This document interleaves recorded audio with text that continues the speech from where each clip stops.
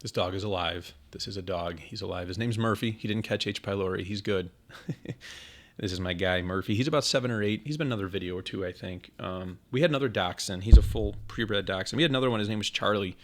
He passed away about 2 years ago. Charlie was actually his, I think it was like great uncle or uncle. I forget. I think it was like his great uncle. But anyways, this is Murphy. He's a little tired. It's 7:55 a.m. on March 1st, 2026. I was up like 4:30 this morning and got a lot of things done and figured now's as good a time as any to get a video out. This is typically when I make them when the house is asleep and I got some time. So, all right, I'm going to go through this as quick as possible just to get this information out to you guys and get out of here for you. So we're going to go over H. pylori, what the treatment was like, where I'm at now, and then what I expect. I think that's the highlight. So my treatment was 2 weeks, as you know. Quick recap, I was taking 2 antibiotics. One of them I was taking every 6 hours around the clock. The other, that was the tetracycline. The other one was the metraxidinol, and I was taking that 3 times a day. I was also taking omeprazole 2 times a day, morning and night. I was taking a probiotic morning and night. And I was taking bismuth, chewable tablets you get over the counter. I was taking those twice a day, every 6 hours as well. And the bismuth will turn your poop black. So you've been warned. It's not a matter of if, it is a definite. It will happen if you're taking this stuff. But once you stop, everything goes back to normal. You're fine. So don't think like you're bleeding out or something. But always listen to your doctors. You cannot drink alcohol on this stuff. I don't drink, not anymore, but it wasn't a problem for me. But if you're going to be taking this stuff, and if you have H. pylori, you probably shouldn't be drinking alcohol anyways. But it tells you on the bottle, your doctor will tell you that if you drink alcohol and these antibiotics, you will get violently ill. You cannot do it. So forewarning. What was it like for me? I did all the same research most people would do online, Google, YouTube, Reddit, blah, blah, blah, ChatGPT, and I kind of had mixed reviews, feedback like, oh, this treatment is brutal on your gut and this and that. And other people were like, it was fine. I was more to the side of like, it was fine. I think if I just dwelled on it, it would have been a lot worse. If you just tell yourself you got to take a couple M&Ms for 2 weeks every few hours and you're fine. Like if you dwell on the fact that you got to take all these pills for 2 weeks, it can drive you crazy. Just don't make it a big deal and it won't be a big deal. As soon as I stopped, I try to keep the same mindset as I had before. I just don't think about it. What it did to me while I was taking it, that was kind of interesting. So what I will say is definitely take it with food.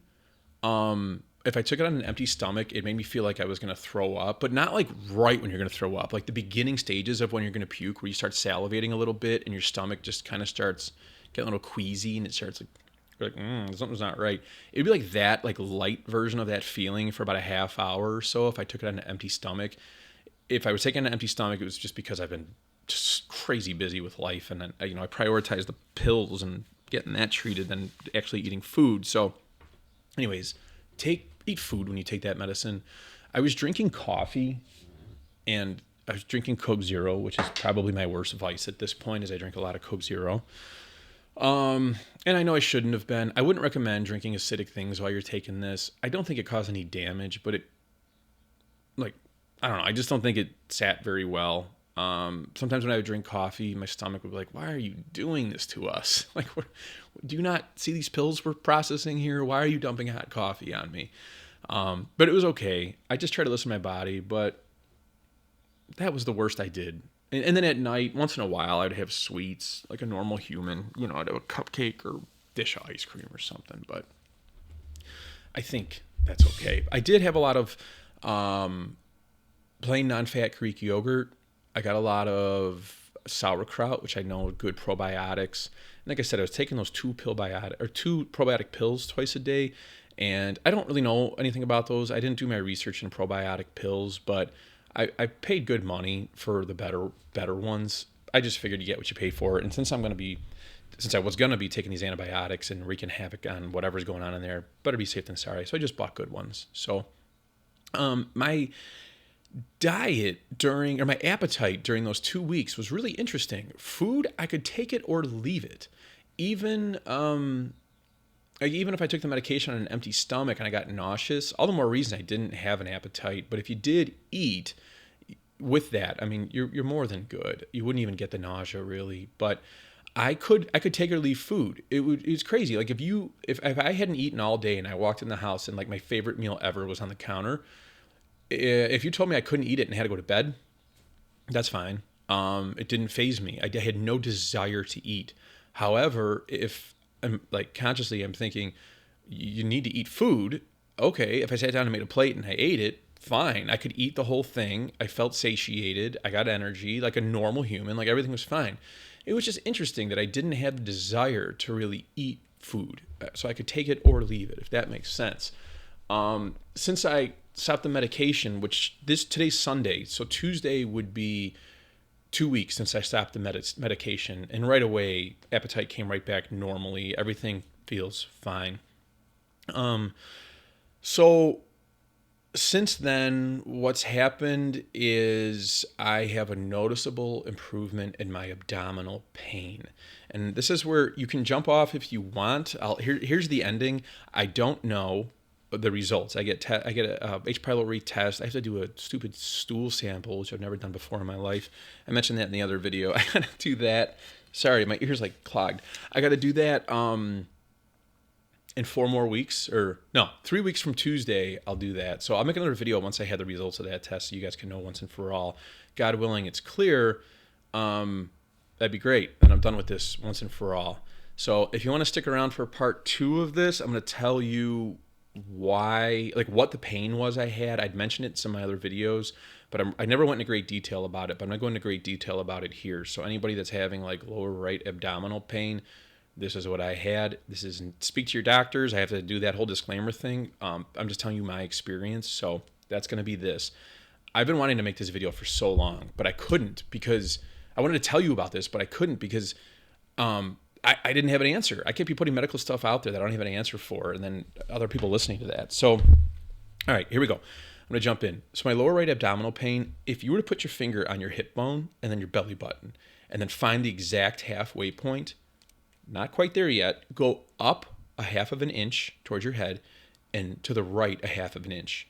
That is exactly where the pain was. One of my doctors said, if you were to mark that spot with a Sharpie, could you close your eyes and point back to it? I'm like 1,000 times out of 1,000, no problem. And it wasn't just like a pinpoint area. I would say it was like a golf ball size area of like pain. So it was right there.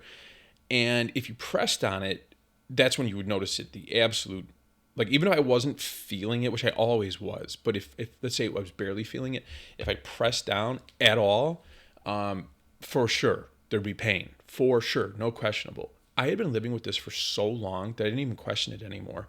But mind you, I'd been chasing the answer for this. So I don't want to really get ahead of myself, but if you go back to the vitamin D, that first video, I might have even mentioned it in there that I had this abdominal pain. Well, the vitamin D, not discrepancy, what the word shortage, what the hell is, what am I trying to say? Having the low vitamin D, I say chronic, why can't I think of the word? Having no vitamin D in my system caused all kinds of problems. And when I corrected that, all of those problems got better and then some. But the only thing that never got better was this. So a year ago, that pain was crazy. Like, and it was never a 10 on the pain scale. 10 being like, call 911, I shattered my ankle, I needed an ambulance, get me out of here. Never even close to that. I would say the worst it ever got was like a 5 or a 6. Over the summer one time, well, several times, I had been running, and that pain, it felt like a side stitch. You know, when you're running and you get that runner's cramp in the side. That's very, very close to what it felt like. But I've had that pain a million times. I knew that this was different. This was tied to whatever was going on in here with this inflammation or something. It was definitely tied to that. And running, hiking, after like not much distance, half mile for running, maybe 2-3 miles for like hiking, it would tighten up and it would kick in and it'd be like, it would really get bad. But again, to like a 6 or a 7 at max, it never, ever, ever got to like, oh my God, call 911, you know? So it was always smoldering. The best way I could equate it would be to like a hangnail. You know, if you have a hangnail, it can absolutely drive you crazy and you feel it and you touch it, it hurts worse, but you can still go about your day. You can type, you can do things. And occasionally you'd be like, damn, I got a hangnail. And you're waiting for that to get better. That's kind of what it was like. It was just always noticeable, always there, always present. It would like pulsate with my pulse sometimes. It did seem to be affected by diet, but I couldn't pinpoint what exactly. I knew if I had a bunch of junk, it would get worse, but I couldn't pinpoint anything. It wasn't like just one thing. I literally would stop eating for days and try to slowly incorporate back in. But even if I didn't eat for days, the pain would still be there. It would change, it would morph a little, but it would always still be there. I was never, ever, ever, ever, ever at any point in time did I ever not have pain in here. In that spot I told you. 100% of the time I had pain in there.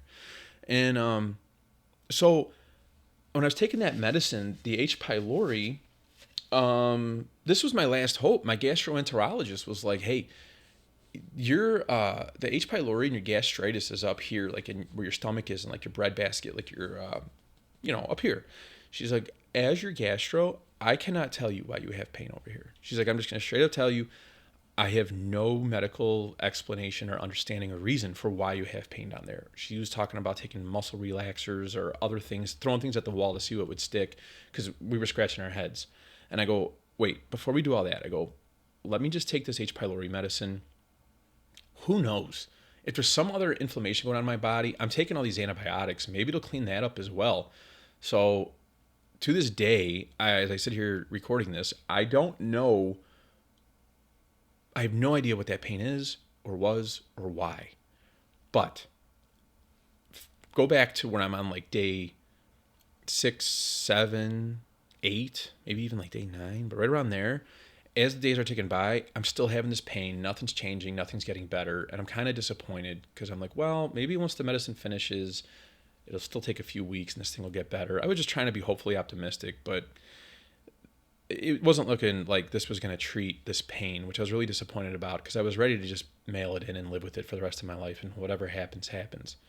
So I was on like day 9 of this treatment, and I was talking to my wife in the kitchen, and then all of a sudden my stomach did this really tight, it's like it flipped almost. It like, my stomach like squeezed and it felt like it was like grinding, and it wasn't pain like, oh, it wasn't like that. It was just like a, ooh, you know what I'm talking about? We look like Popeye. We're like, oh, like what is that? And my stomach started doing it. My wife's like, you all right? I'm like, yeah, I'm like, my stomach's doing something right now. I don't know what it is. It's not like I had to go to the bathroom or something like that. It wasn't that kind of a pain. It was just like this tightening and like grinding and like flipping, and it lasted for like a minute. And I was doing this because it like turned me to my right. I was like, ugh, like I don't know what's happening, but something's happening. And then it like slowly released, and like all the muscles like released down there, and I'm like, oh, I was like, okay, I don't know what that was. And the pain was still there, but it was different. After that happened, it was different. I couldn't really pinpoint it. Really quickly, I wanted to say the best way I could describe that pain, my doctor once asked me, I know this sounds nuts, but literally the only way I could perfectly describe it is if you were to tell me that there were like little people inside my intestines and that in this area, and they had like little tiny box cutter razor blades, and they were in there and they were just like slicing at the top of my intestines from the inside, trying to get out. That's what it felt like. But not that they were cutting all the way through. It just felt like they were nicking away at my intestine from the inside. And I'm like, I don't know how else to describe it, like other than that. And then so that night after that thing had happened, that lessened. After that stomach craziness, that pain like lessened. And I'm like, I told my wife, I go, something happened. Oh, it's weird. I woke up the next morning, that pain was almost gone. Now you're talking, I've had it smoldering at a 2 or a 3 for years. The worst it would get is a 6. If I really wanted to be dramatic, I could say a 7. But I've never had it gone. Even if I didn't eat for days on end, I would still always have a remnant of that pain. Well, in that next morning, I woke up, and that was the least I shouldn't say ever felt it. That was the least I have felt it since I have ever felt it. And I was like, I told my wife, I go, oh my God, I think it's gone. I think it might have done something. So when I pressed and I was like digging in, I'm like, okay, there's like a hint, but it is like way better. Like, this is crazy. So then I got really happy and optimistic, and I'll just tell you, it hasn't gone back. It hasn't gotten worse. I would say it feels like, you ever have a bad bruise and it has to heal, and even as the discoloration's going away, even if it's still like a little bit faded, you totally don't even notice anything, like you feel fine. But if you were to like press on the bruise, you'd be like, oh yeah, it's still kind of there, but it's basically gone. That's pretty much how this feels. It feels like there's just like a 2% remnant of something in there. I just hope that H. pylori is killed and this doesn't all grow back and I'm right back to square one. But what I can tell you is this pain, 1,000,000% responded to that H. pylori treatment. If that pain was being caused by the gastritis, I don't know how. The doctor said, it's possible there's some sort of like reverberating pain, but listen, I don't know. I'm just telling you what I do know, and the doctors don't know either yet. But those antibiotics and that course of treatment, it got rid of that abdominal pain, and to me, that is priceless. Did I already say this? I'm sorry if I did. I literally called my gastro and left voicemails twice for no other reason than just to say thank you. Like, I've been living with this for years, wondering what the hell is going on with me. And imagine a pain you've lived with for years, and you think something might be very, very seriously wrong. And one day you wake up and that pain's gone, or just about gone, as close to gone as it can be. Yeah, you're gonna feel some gratitude. So another thing I noticed with that is that next morning, this sounds crazy too, but I had a brain fog lifted that I didn't know I had. I talked about the brain fog being lifted from vitamin D, and there's some other things I've done over the course of the year where I actually noticed, like, oh, like I could feel different. I'm thinking differently. Mind blowing. So, no pun intended. So this happened, and then like the next day, like my energy had gone up. The pain was gone. My mood was better. I was thinking clearer. And I said to my wife, I'm like, I honestly think I just leveled up. I was like, I feel a different way. I mean, I was feeling good from all the health things I had done before to improve myself. I was feeling really good, especially compared to before. I mean, if I was at a 0 before, I was at a 10 now. I thought I was doing great, other than this little pain, the pain. But once that was gone, that next day, I felt like I leveled up a tier. And I told my wife, I'm like, this is crazy. I feel the best I have felt maybe in my life. Certainly since I was 20. I was like, I feel amazing. And that's held true to this minute.